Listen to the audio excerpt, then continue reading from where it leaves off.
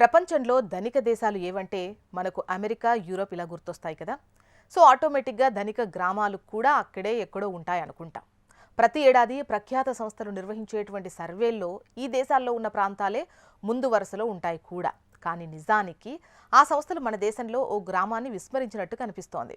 Social media అందుబాటులోకి వచ్చిన తర్వాత మన దేశంలో రిచెస్ట్ విలేజ్ ఒకటి వెలుగులోకి వచ్చింది. అంతేకాదు అది ప్రపంచంలోనే అత్యంత ధనికమైన గ్రామంగా పేరు పొందింది.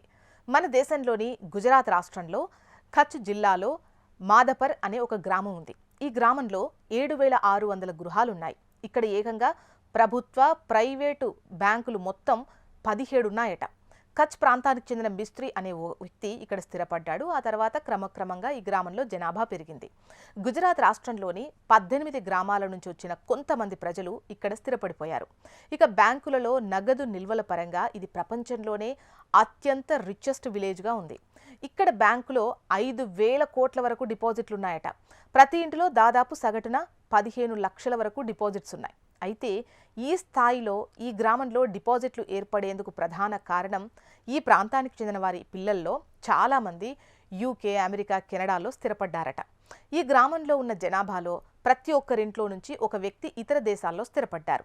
వారు అక్కడి నుంచి చేసే చెల్లింపుల ద్వారా ఇక్కడ బ్యాంకుల్లో డిపాజిట్స్ పెరిగాయి. గడిచిన ఈ ఏడాది రెట్టించిన స్థాయిలో డిపాజిట్స్ వచ్చాయని బ్యాంక్ అధికారులు చెబుతున్నారు. ఈ మాదపర్ పేరుకు గ్రామం అయినప్పటికీ ఇది చూసేందుకు ఒక సిటీని తలపిస్తుంది.